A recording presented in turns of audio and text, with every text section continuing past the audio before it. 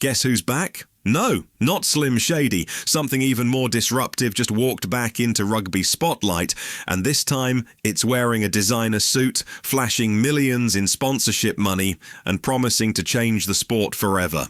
After years of whispers and half-baked plans, the Rugby Breakaway League is real and louder than ever. It's called R360, and it's backed by powerful people with deep pockets. F1 owners, NFL billionaires, and sports lawyers who engineered LIV Golf and the Indian Premier League are now turning their eyes to the oval ball. And here's the kicker. It might actually work, but if it does, what will be left of the game we know? Because this isn't just a new competition, it's a global franchise circus that could either revive rugby's broken business model or tear its soul out entirely. Let's break down exactly what R360 is, who's behind it, when it starts, what it threatens, and why fans around the world need to pay attention now. They're calling it R360. The name sounds like a tech startup or a crypto coin, but make no mistake, this is a full-on rugby revolution. R360 is a 12-team global franchise league designed to travel the world like a Formula One Grand Prix. Think flashing lights, music festivals, Super Bowl-style finales, and of course some of the best rugby players on earth. The plan? Kick off in September 2026, starting with 8 men's teams and 4 women's teams. The league will expand to 10 and then 12 men's teams over the following seasons. The format? Pure spectacle. Each team will compete across 16 glamorous global venues, from Tottenham Hotspur Stadium in London to Camp Nou in Barcelona to the electric chaos of Sao Paulo. And here's the twist. It's not designed to replace international rugby. In fact, the schedule is carefully crafted to fit around it. No interference with Six Nations, July tests or November series. That's the pitch. That's how they win over unions and avoid the club versus country war, at least on paper. But is this just a smart workaround or a Trojan horse? Because behind the lights and branding, 360 Rand represents something much bigger than scheduling gymnastics. It's the opening shot in a war for rugby's future. A clash between tradition and disruption, loyalty and marketability, identity and entertainment, and what's driving it all? Not love for the game, not national pride, money, lots of it. So, who's really pulling the strings? At the front of the R360 machine is Mike Tindall, former England international, royal family insider, and now apparently rugby's version of a Silicon Valley disruptor. But he's not alone. He's joined by Stuart Hooper, former Bath director of rugby, and Mark Spores, a name you might not know, but one that carries serious weight. Why? Because Spores was one of the legal masterminds behind LIV Golf and the Indian Premier League. 2 projects that didn't just shake up their sports, they shook up the global sports economy. And if you're wondering how serious this is, consider this. Formula One teams have already submitted bids to buy R360 franchises, so have NFL team owners. These aren't rugby people. These are billionaires who smell opportunity and aren't in the habit of wasting time on bad investments.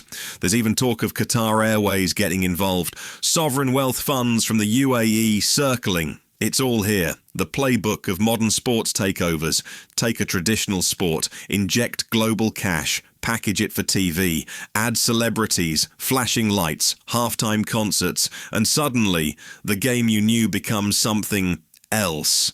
It's the LIV golf strategy, but adapted for rugby, and it just might work because the timing is perfect. Why? Because rugby, especially at club level, is bleeding out, and that's exactly where we're going next.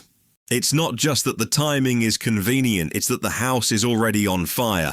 Club rugby in England, in Wales, even in Australia, is in freefall. Revenues are down. Fan interest is splintered. Investment is drying up. Clubs are surviving not on success, but on bailouts.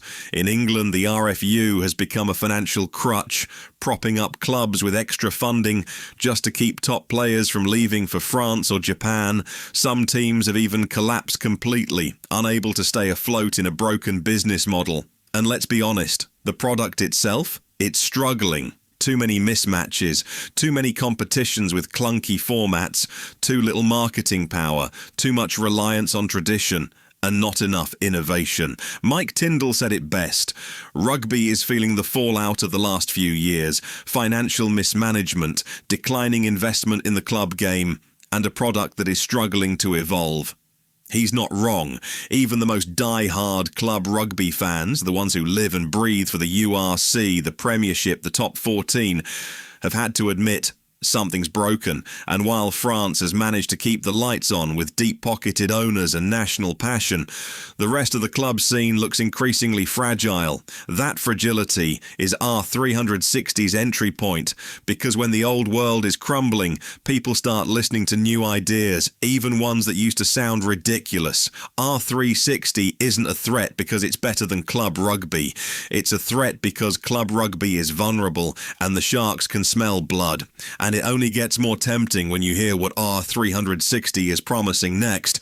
Forget rainy match days and muddy boots. R360 wants to take rugby to the VIP section. The league is structured like a global circus, teams flying from city to city, competing in sold-out stadiums with music, lights and media buzz.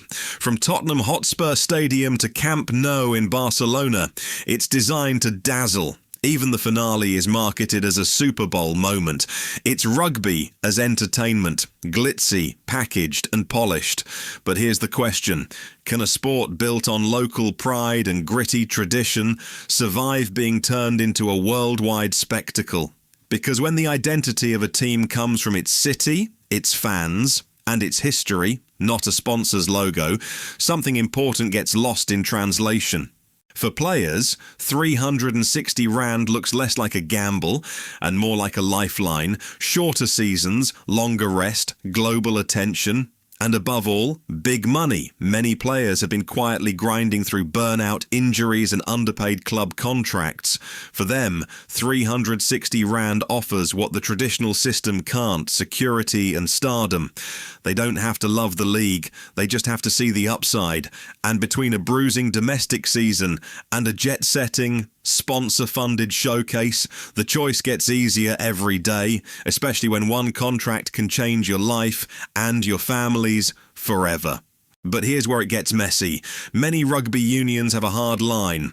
Play abroad and you're off the national team. England enforces it. Ireland does too. New Zealand? No different. If a player signs with 360 Rand, they may be saying goodbye to Test rugby and the World Cup dream.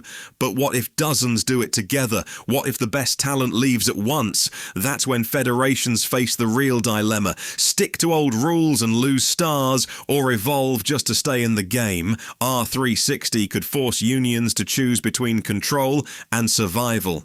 Imagine club rugby without its biggest names. No Cheslin Colby in the top 14. No Marcus Smith in the Premiership. No Shakolisi in the URC. That's the risk if R360 succeeds.